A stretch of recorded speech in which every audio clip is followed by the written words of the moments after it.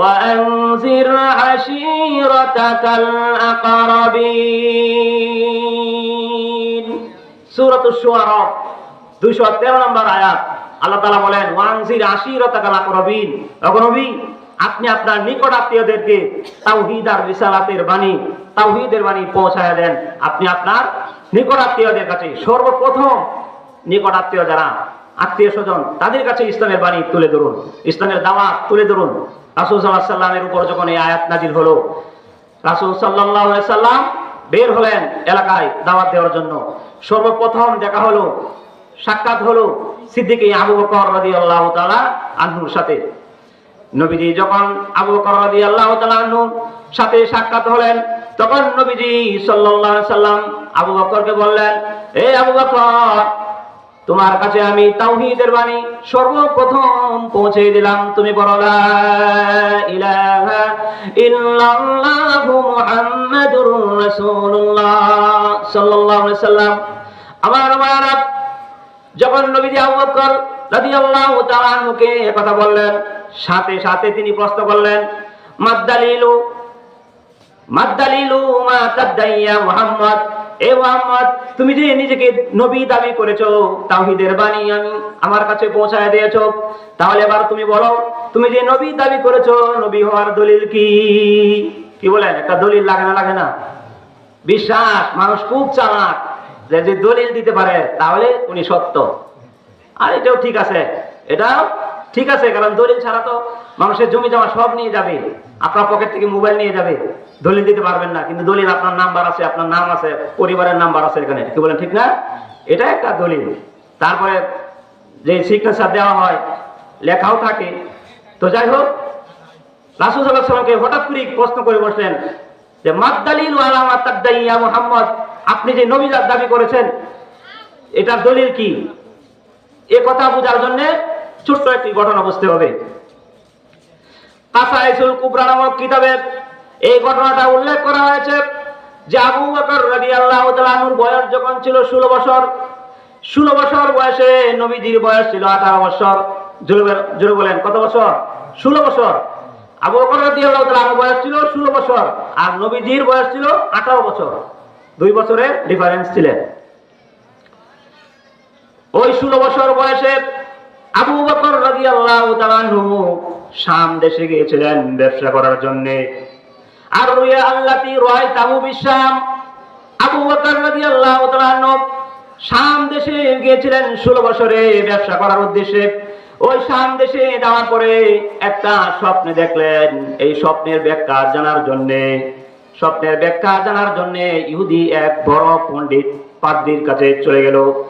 তাওরাত কিতাবের বড় এক পণ্ডিত তার কাছে চলে গেল, যায় বলল, আমার স্বপ্নের ব্যাখ্যাটা আপনি বলে দিন। ইহুদি পাদ্রী ব্যাখ্যা দিল, ইবাসুন নাবিয়্যুম মিন কওমি তাকুনু ওয়াজিরুহু ফি হায়াতি ওয়া তাকুনু খলিফাতুহু বাদা ওয়াফাতিহি।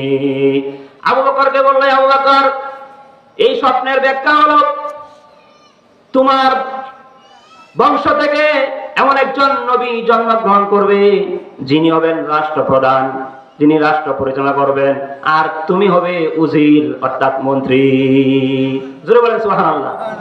আবু বকর রাদিয়াল্লাহু তাআলা স্বপ্নের ব্যাখ্যা শুনে তিনি আশ্চর্যান্বিত হয়ে গেলেন। বাবারে বাবা, আমি উজির হব, কত খুশি।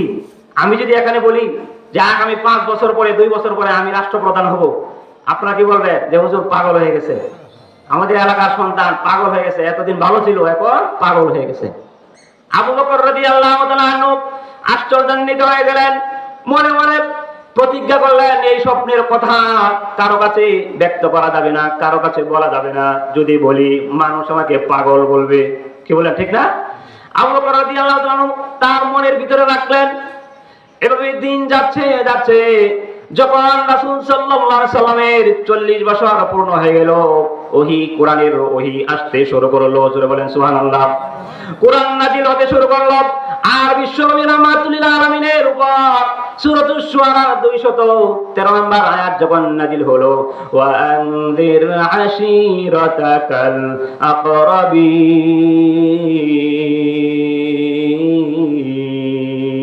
আকরাবিন। আমার মুসলমান ভাইরা, এই আয়াতটা আয়াতটা নাযিল হওয়ার সাথে সাথে ওই সময় আবু বকর রাদিয়াল্লাহু তাআলা আনহু বয়স হলো 38 বছর। ওই 38 বছর বয়সে যায়া এই প্রশ্ন করলেন, নবী গো, আপনি যে নবী দাবি করেছেন, আপনার নবী হওয়ার দলিল কি? নবী হওয়ার দলিল ওই 16 বছরে স্বপ্নের মধ্যে আছে না নাই? কি বলেন নাই? এখন দেখবেন আবু বকর রাদিয়াল্লাহু আনহু কি বলেন। আবু বকর রাদিয়াল্লাহু তাআলা আনহুকে আখির জামানার পয়গম্বর রাহমাতুল লিল আলামিন বললেন, এ আবু বকর, আজকে তোমার বয়স হলো 38, আমি মুহাম্মদের বয়স হলো 40। তোমার 16 বছর বয়স যখন ছিল, 16 বছর বয়সে তুমি শাম দেশে আর রুইয়াল্লাতি রায়তাহু বিশাম, শাম দেশে ব্যবসা করার উদ্দেশ্যে গিয়েছিলে। ওই শাম দেশে 16 বছর বয়সে এ আবু বকর 16 বছর বয়সে যেই স্বপ্নটা দেখেছিলা, এই স্বপ্নটাই হলো আমি নবী হওয়ার জন্য দলিল। জোরে বলেন সুবহানাল্লাহ। আবু বকর রাদিয়াল্লাহু তাআলা এই কথা শোনার সাথে সাথে তার শরীরের প্রতিটি পশম দাঁড়িয়ে গেল।